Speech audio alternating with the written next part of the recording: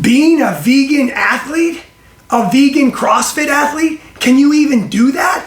We're gonna find out today. I have a guest with me today. This is Scotty Freymond. I'm gonna call him my expert friend. He is a vegan athlete and he's a CrossFitter. Thanks for being here with me today, Scott. Appreciate it. Thanks for having me, Clay. So I just thought this would be something great that my listeners might be interested in. So do me a favor, if you're not already subscribed, welcome to the channel, Old Guy Inc. Hit subscribe for me real quick. If you have any questions today while we're talking to Scott, drop them in the comments. If I can't answer them, I'll reach out to him. Make sure we get you any answers you have to any questions about being a vegan athlete. But first, let's just get to know Scotty a little bit. So, Scott, if you would, do me a favor. I know you're currently a CrossFit coach. I know you have an athletic background, even a little bit as a professional athlete. I'll let you speak to that. Talk a little bit about your athletic past and how that led you to currently being a CrossFit coach today. Yeah, so I've been a coach about 6 years now, and before that my athletic background was in basketball, so I played overseas a few years, over in Germany, played in Mexico for a few seasons, ended up with some injuries that stopped my career early, unfortunately, but I was about 30, so I got to play. Oh yeah, I didn't mention Scott's currently a masters athlete like myself, so props out to that. Sorry, but we know about the injuries. Another old guy Inc. I don't know what the cutoff is to be an old guy. Maybe it's just how you feel. I don't know if it's a specific age, but yeah. So I played till about 30. I'm 41 now. So I got about 5 years of professional basketball, which was a dream come true. And then after that, I got into physical therapy. So I trained to be a physical therapist assistant, and did that for a few years. And then one of my coworkers was super into CrossFit, and heard her talking about it all the time and sounded interesting. She finally convinced me to go to a class. My very first CrossFit workout was 14.1, the open, and I walked into the gym, the music's blasting, there's a competition going on, there's people judging each other, the energy was just off the charts. It was snatches and double unders, a couple things I could do, so Oh, you got lucky on that. Because the second one, the next week was overhead squats, and I couldn't do that for shit. And but I was hooked, right then from the beginning, just the energy of it, and so the camaraderie, everyone cheering each other on. So I was definitely hooked right from the beginning, and then stuck with it for a couple years and decided to become a coach. I loved the competitive aspect of it, being a competitive athlete as my background. So continuing that after you're done playing sports, a lot of times athletes are kind of lost, what to do. So this definitely fulfills that on a daily basis, and decided to become a coach and been doing it for 6 years. Yeah. Awesome, excellent. Okay, so it sounds like you've been involved in CrossFit for a while. You've been coaching, I think you said, for 6 years. Mm-hmm. So you've been around, especially lately, the last couple years, there's been a lot of changes. I don't know if you super follow all of the changes that are happening or whether you think they're good or bad, but if you do have an opinion or any thoughts on kind of where CrossFit is today or how it's evolved, some of the recent changes, just share those with you if you have any.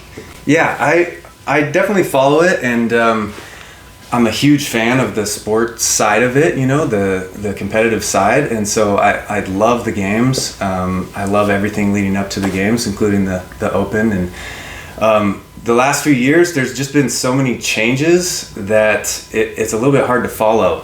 Going from regionals to sanctionals to semifinals. I'm into all of it. Whatever it is, I follow it and I love it. It's super entertaining, and I love seeing what the top level athletes can do, and how you're connected with them through the open and quarterfinals now and all that stuff. So I love it. I watched every single minute of the semifinals, and it's very entertaining. I know that regionals, I feel like was a little bit better as far as bringing people together from a region, it just makes a little bit more sense. But I'm into it regardless. So I'll follow it. I'll watch every minute of it as a fan, for sure. No, that's good to hear. So it sounds like you're still all in. You're still positive. Maybe you don't agree with everything, but for the most part, you're still all gung-ho. Here's the real question. Are you Team Dave Castro, or are you not Team Dave Castro? I'm absolutely Team Dave Castro. Okay. Yeah. Should have asked him that first before I should have known before I come in. I don't even know if I can interview you if you're against Dave, right? Yeah, that was unknown going into this, but yeah, I love Dave. The more Dave, the better. I was sad to see him go when that happened, and happy he's back for sure. I will add this. It's funny you mentioned the Dave and the regionals. I actually just made a video about this. So Dave just talked a little bit about regionals. Lately, he mentioned regionals, and so I'm totally with you. I miss regionals. I love regionals. I'm glad Dave is back too. But anyways, we'll see how that all works out. Yeah. Okay, so let's dive into the meat, pardon the pun, of Nice. why right? You like that? Of why I really have Scott here today, just obviously to get to know him and a little bit about his background, which we did as a professional athlete. So we know he knows a lot about physical fitness, keeping his body in top shape, and nutrition. And Scotty is a vegan. So if you could do me a favor, just explain, how did you become a vegan? How long have you been a vegan? What are some of the challenges that you face being a vegan athlete and trying to be a top level competitive athlete as well? Just talk a little bit about that. Yeah, absolutely. You should have said the beyond meat of this subject. Yeah, that would have been even better. So when I said I've been doing CrossFit for 6 years, I've actually been doing it for 8 years. The math didn't add up. There's a couple of years of COVID that just are gone. So 2014 to 22 is 8. But I've been a vegan for about 6 years. And I started, it was a gradual process, for sure. It started with a book. The book was The Food Revolution by John Robbins. And I'll try to look that up and put a link in the description if I can find a place to buy it or listen to it, so you can look for that as well. Yeah, so kind of opened my eyes to the subject. John Robbins is the son of Baskin and Robbins, that kind of empire there. And so he broke it down in this book into 3 segments, and it's basically the treatment of animals, right? The effect on the environment, and health, personal health. So that's kind of the order that I went in as far as what I was concerned with, and the reasons for choosing to eat less meat and then no meat or dairy at all eventually is the treatment of the animals. And you can find videos of that and look things up on that if you're not squeamish, and the effect on the environment, all of the, not just the climate change, with the cows releasing the methane gas, but also the amount of land it takes to feed and grow these animals as big and as fast as we possibly can so that we can eat them. That is, most of the land that we use for agriculture on this planet is for raising animals, and it's just not an efficient use of space. And then, I came to the conclusion a few years later that it was the best for my health as well. I wasn't convinced at first because, growing up as an athlete and being told I should eat as much meat as possible and dairy and all that stuff, it takes a while to kind of reprogram your brain to think that that's okay to not be eating these things you've been told to eat your whole life. So that's just through reading books, watching documentaries. There's a lot of good ones out there now, and just like consuming as much information as I possibly can on the subject, and then coming to the conclusion that that's the best thing for me. And as far as being an athlete, I think that's, I didn't know if it was possible at first, but I have found that it's actually the best thing for me as an athlete. So yeah. That's good. Yeah, so you just talked a little bit about gathering more information and learning different things. And I think there's probably a lot of people out there like myself who all have misconceptions, or we have these notions, and maybe you had similar ones that then through your research and time you figured out. What would you say to the people out there listening are some of the biggest misconceptions people have about being a vegan athlete? I mean, can you say anything you can think of like there? Absolutely. I mean, the first thing that comes to mind is just like, being a vegan, you can't build muscle, or all you eat is grass or whatever, like you don't eat anything that tastes good, and you're just skinny, and maybe there's some endurance athletes out there that can be vegan, but as a CrossFit athlete, all the weights we lift and everything that we do, how do you get enough protein? All this stuff is the main questions I hear. So those misconceptions are, they're out there for sure. There are very good high-level CrossFit athletes who are vegan out there. James Newberry is probably the top one that comes to mind from Australia, and he would be one to talk to about all of that. But I just find that, I had these same misconceptions at first as well. How would I get enough protein? How could I, keep muscle on, all that stuff? But really, you just need to eat food, and you're just eating whole foods. As you take away meat, you're adding in more things like beans and lentils and soy and tofu and tempeh and all these things that have plenty of protein. And I find that I actually recover better eating those things. So first thing I gave up actually was dairy.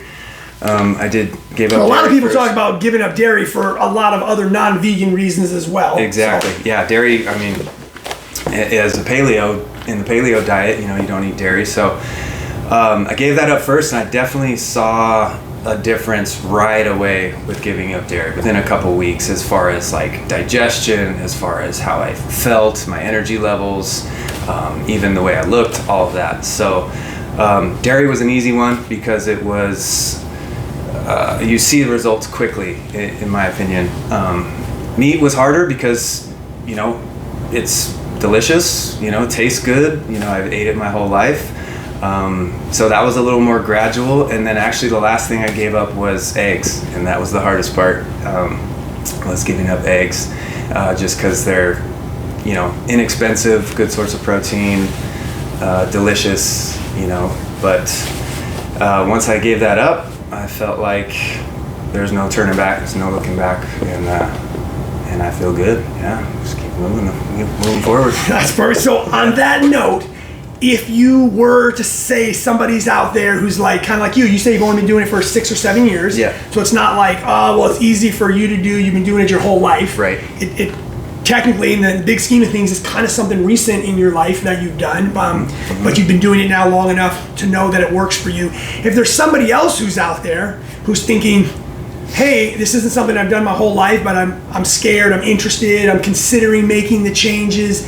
Is there something in particular you might say to someone who's considering doing it that might help convince them? I would just say that, do it gradually, like do it in steps if it's something that's going to be hard for you. So you don't have to go all or nothing. You don't have to go all or nothing, unless you have some disease or like some, medical issue or emergency, that being all in vegan would turn that around, and that's a totally different topic as far as like diabetes and heart disease and things like that. But as far as just, being an athlete or you want to just eat less meat, eat less dairy, I would say do it gradually. Give up dairy first, have maybe meatless Mondays, 1 day or 2 days a week, and see how you feel, and do it gradually. Because going all or nothing, it's harder to stick with. You may feel great for a week or two, and then you start this slide back where you start eating meat again, and then it's just a downward spiral from there. So don't be afraid to just try it out. Maybe just don't dive in all the way. Maybe start gradually, and that might be a good place to start. Yeah, good place to start. I mean, do it gradually, or if you want to challenge yourself, try it for a week or even try it for a month and see what you can do, knowing that at the end of that month, you can either stick with it or gradually mix back in some meat and dairy or whatever you're eating. I'd say that's definitely a good way to do it. So for you, it seems like it's also become like more of a greater lifestyle as well, right? I mean, like your wife. Talk to us a little bit about Nikki, if you would like, and about some of the businesses that you have related to being a vegan. I'm just going to let you just jump in and just talk about that a little bit. So my wife, Nikki, she is also vegan and an athlete and a coach. Actually, a CrossFit Kids coach. Her favorite is this guy's daughter, Maya. She's just the cutest kid in the world. You got to have her on the show. Yeah, that's true. Yeah. Nikki's been vegan a little longer than I have. Actually, I was vegetarian first and kind of convinced her, and then she went vegetarian and ended up going vegan before I did, and then I came around on that. So it was kind of this, this molding of this transition. I get what you're saying. One thing just kind of led to another. Anyway, but we decided a couple years ago to start a business selling vegan food. So she's a cook, and I'm kind of a sous chef for her. And we started a business called Tin Box here in Boise. And what it was is you can order a meal. It's one meal per day, and you get an entree, a side, and a dessert, all plant-based, and then we deliver it to your house.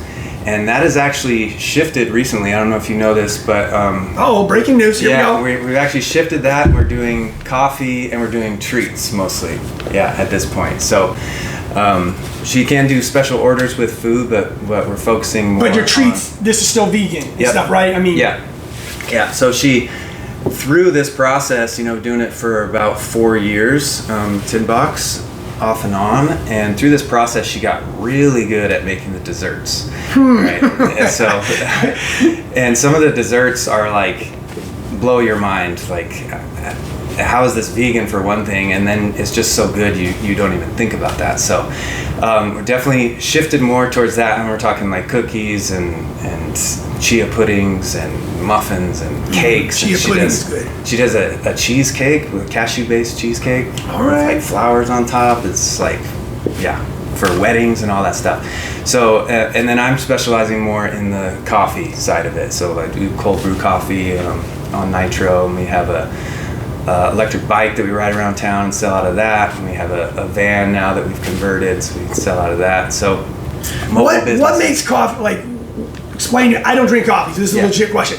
What makes coffee vegan? Like what? I mean, coffee's vegan already. Yeah, coffee. No, I'm just asking. Yeah, but is it like what you put in it? Exactly. Okay. So lots of people like cream in their coffee. Half and half, whatever it is.